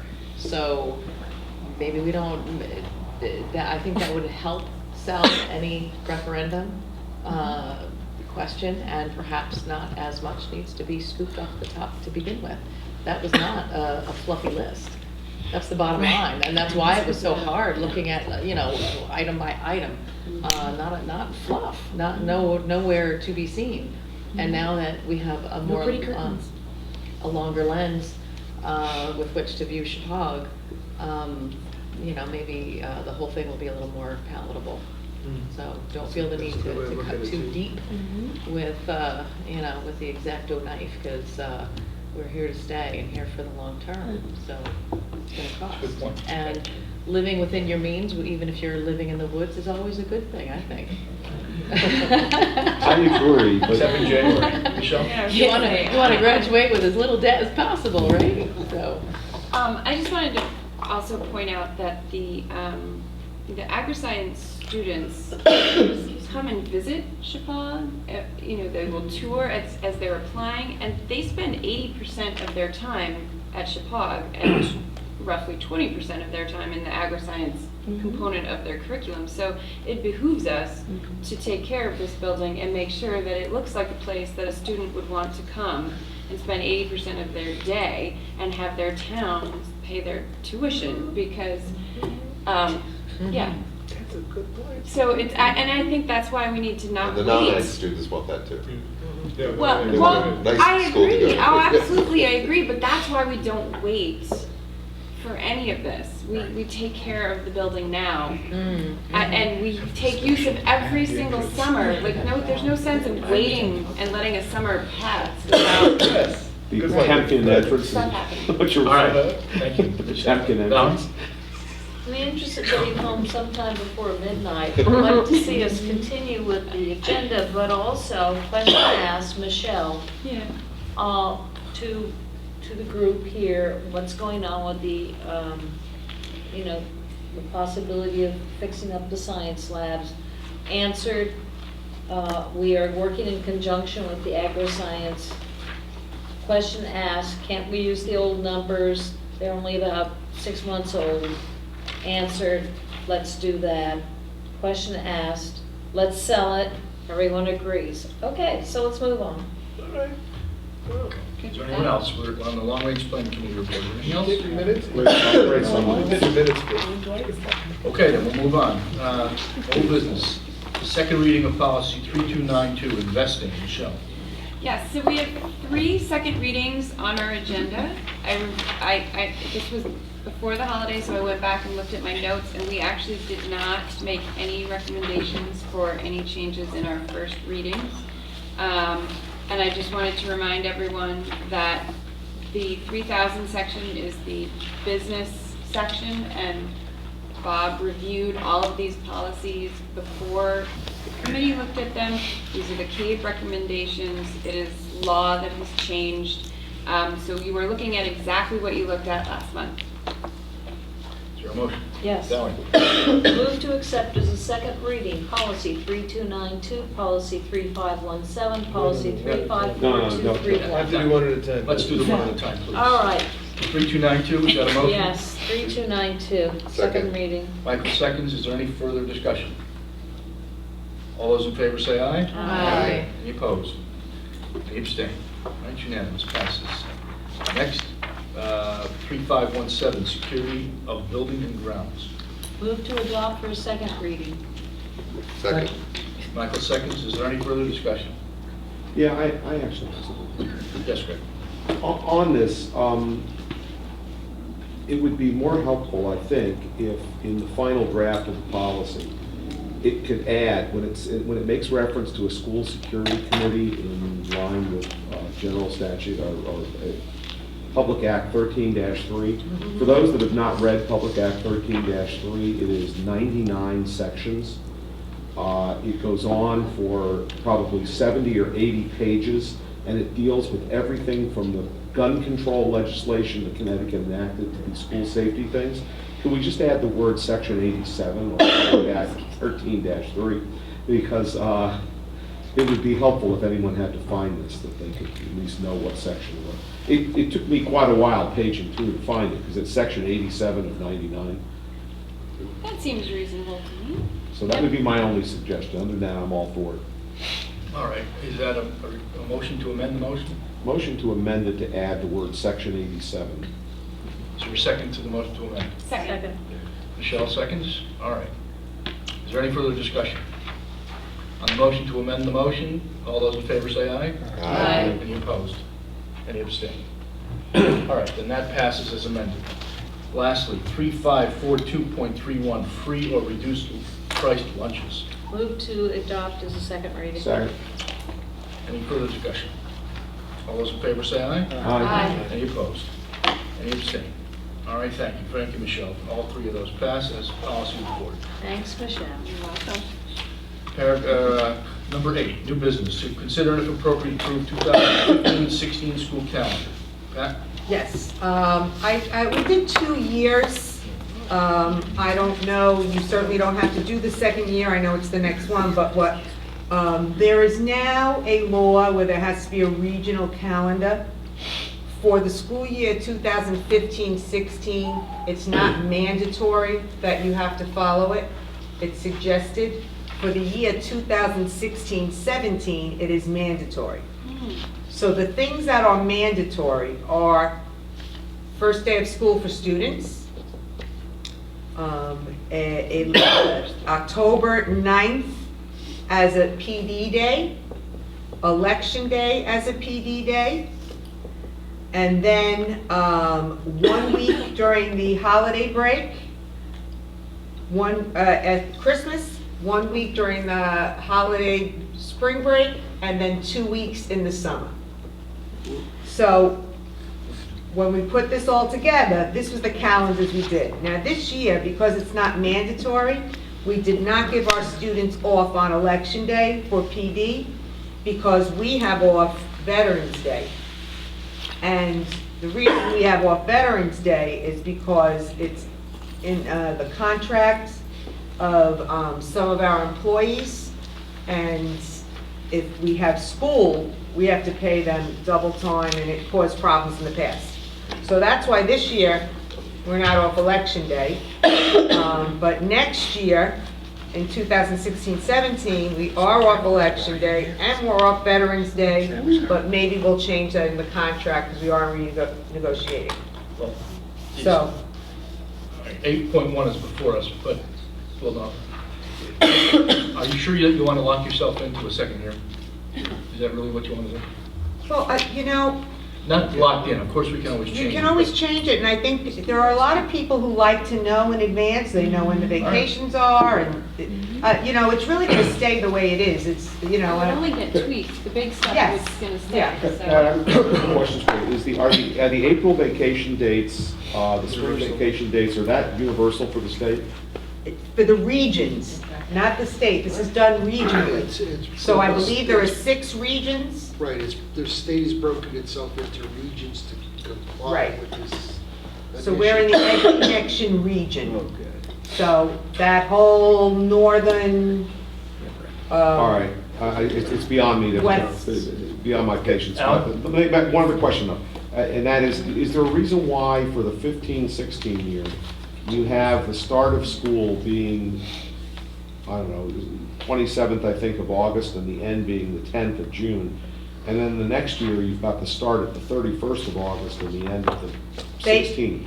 They chose, Who's that? the region. I mean, I was on the committee. We had a committee of superintendents that worked with Ed Connection. That was our region. And we chose dates. Now, the thing that happens in 2016-17 is that Labor Day is very late. So that's why school is starting later. So that's what the issue is. But they chose the beginning dates and we stayed with it. 2 years from now. Well, that was non-negotiable. You have to pick the start date, you have to pick Wednesday. the 2 professional development days, you have to pick the 4 weeks of vacation, and that was pretty much it. Right. Okay, thank you, that's one. We can only do 1 year, it's fine, that's just, we had it and I gave it to you. Move to approve the 2015-2016 school calendar as presented by the superintendent. Is there a second? Discussing? Yeah, I was just gonna Well, say, we just have discussed one that. question. Is there a second to the Second. motion? All right, it's been moved and seconded. Mike? Pat, is it your intention then for future negotiations, contracts, to remove Veterans Day then? Yes, yes, that's what we're going to. That sounds smart. I mean, even if you're Yes. not intending on Yes. having school on that day, it's probably smart to take Right. it out. It's not the teachers, Right. and it's not, it's pretty much the people who we're going to be negotiating with soon. Michelle? I just wanted to ask about and or note that, historically, we negotiated to have 184 instructional days. This calendar for next year would have 182. Right. The following one would have 183. So we're adding in, we're exchanging professional days for instructional days. And I'm assuming that the superintendent and the director of curriculum feel that is needed, it's a good idea. I just want to make sure we're aware of that, because 184 was what we had done. We are aware of that. We still have a lot of work to do in technology with the Common Core, with the new assessments. What we did is we eliminated most of the half-days, so we don't have half-days anymore. But I do want to point out, and I meant to tell you this, we added parent-teacher conference days in March, which we do not have in this district. That's fabulous. And which is difficult for parents, and it's definitely difficult for high school and middle school when kids have one teacher one semester, then have another class the second semester, and then don't have parent-teacher conferences. So we put that in March. So, For last year, or for next year? For next for year. next year, That's fantastic. yeah. So we thought that was good. I know that in the past, we've been, only once or twice have we been out of sync with, you can't be in sync with every school in the state, but I know that teachers and other residents of the towns have complained when there's extended families that might be in Brookfield or Bethel or Newtown or Waterbury or wherever, and they have a different spring break than we do. And I know we missed that a couple of years ago, but we've always been kind of in sync. And I know, at least for my family this year, we've blown it this year for April.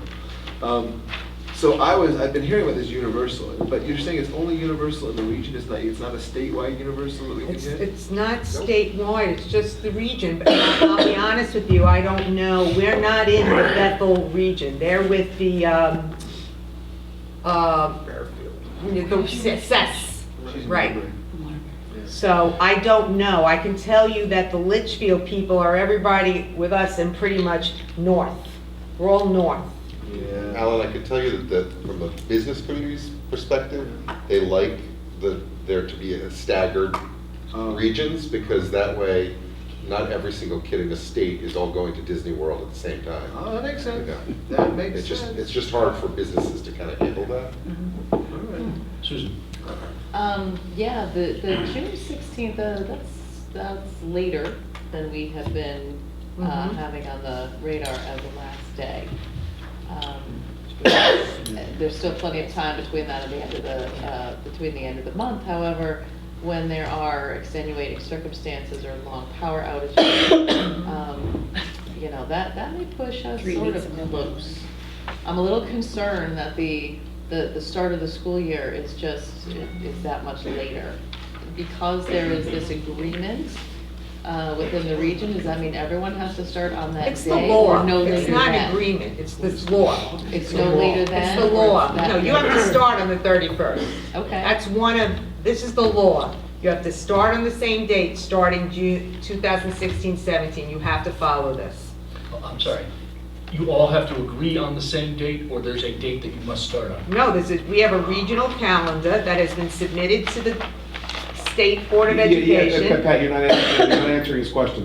His question is it the 31st because the state of Connecticut state law says it must be the 31st, or is it because the region voted for the 31st? The region, yes, the region chose it. And, all right, I don't I think we got out of Because it. we have been earlier than most. What if we go back and say, sorry? Yeah, but I think we're stuck with these dates. Well, let's- And I agree with you, I think No, no, that's no. a problem, the 16th. I That's think what I was that's a concerned motion. about. All right, hold on, there's We a get motion started. on 8-2 to approve 15-16 But I calendar. don't think we have a choice. Any further discussion on that?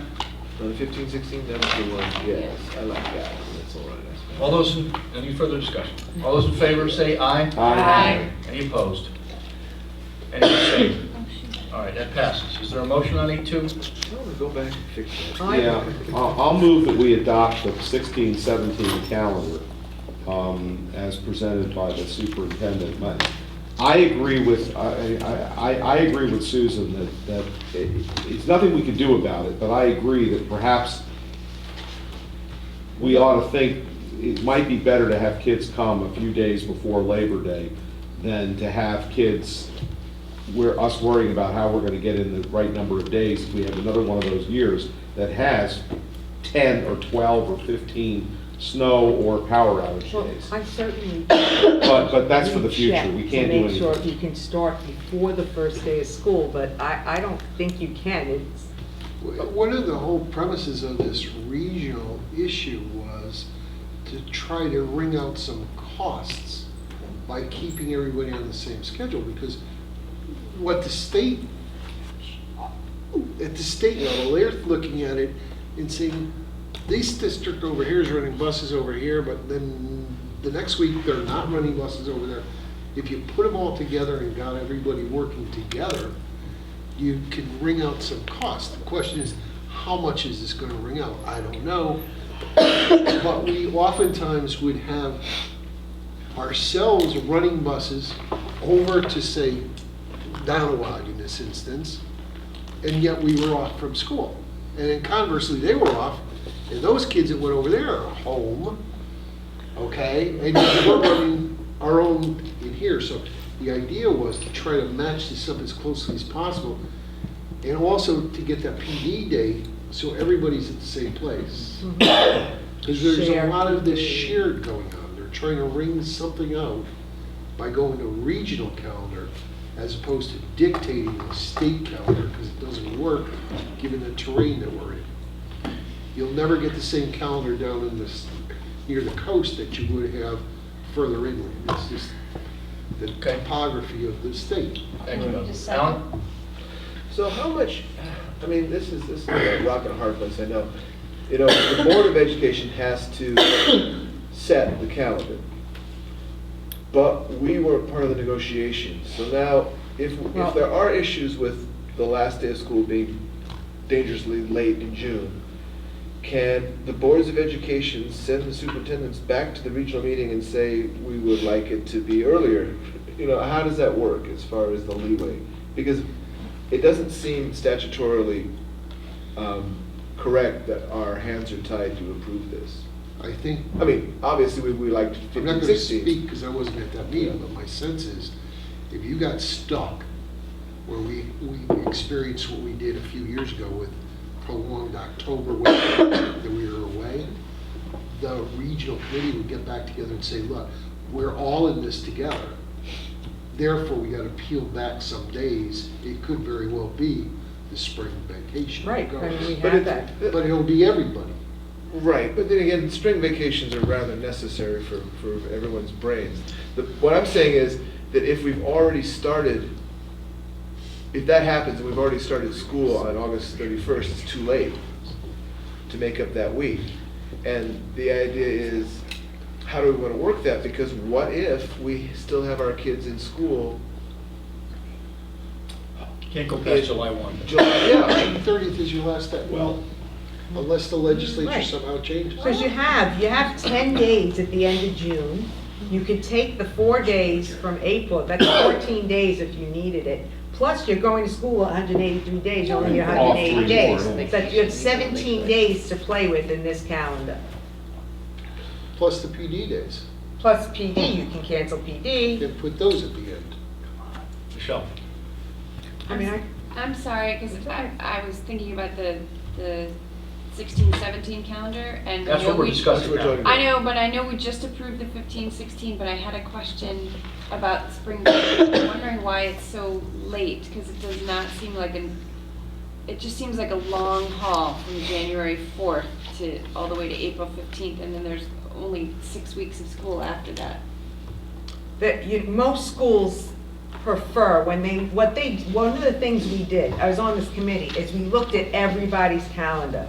And unless Passover or Easter were like part of it, everybody had the third week in April. That's most of the time, Okay. that's But not the normal, Yeah, but for the 16-17, it's the second week of April, but we have... because it falls into Easter and Passover. Oh. That's okay. why. Why are we managing But the second week, See, Easter's very early I in just always feel like we're ready 2015, for break 16. earlier in April, because it's been such a long winter and we've been in March, school. the testing month. I know. Right. We're in school straight, except for school days, So- January, It's okay. February, It's March. February. You know, Okay, look, it's what fine. are we gonna do? There's Well, nothing for We that. can hold off if we want. If you would like, I can at least come back, at least and give you the legalities of it, if it would make you feel Why are good. we paying for all But- that? You know, but this is the year that we must abide unless you, I don't know, if you You don't can, have a say. second to the motion. You don't have a second to the What motion. can we say if we don't agree with what, Let's not do it. I That don't was know, my you're gonna point. go That against was the my state, I guess you're gonna go say. against the region? The region. We wouldn't go against the state. So legally, you're breaking the law. Well, But the law- I don't think we're gonna gain anything. I don't think we're gonna gain anything from not approving this calendar.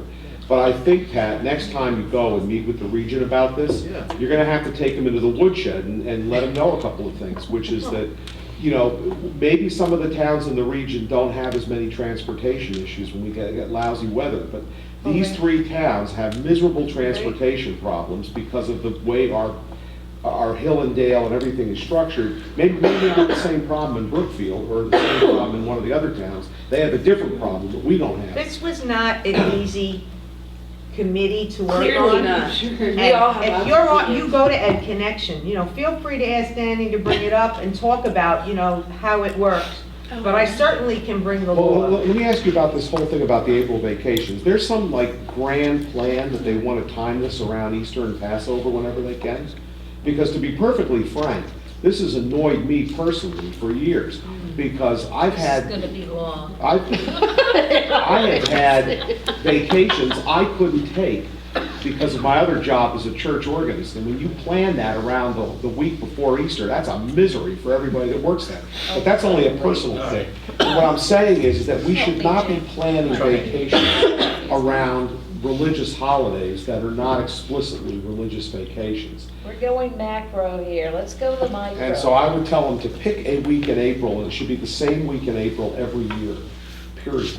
End of story. Okay, there's a motion. Is there a second? Second. What's The the? motion is to approve the 16-17 calendar as presented. It's been seconded by Valerie. Is there any further discussion?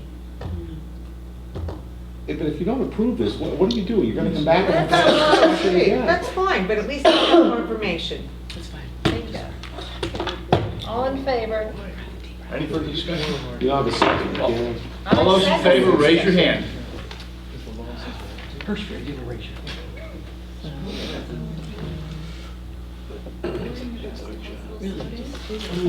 Okay. Any opposed, raise your hand. What are we voting on? Wait a minute. What? I thought you already. Oh, wait, Opposed I'm sorry, to the sorry. approval of the I calendar. thought you said put your hands back up. Alan? I'm in favor. Any abstain? You have all- Alan did not vote. Alan didn't vote. You abstained. Okay. Motion passes. Motion to adjourn. Second. Thank you all.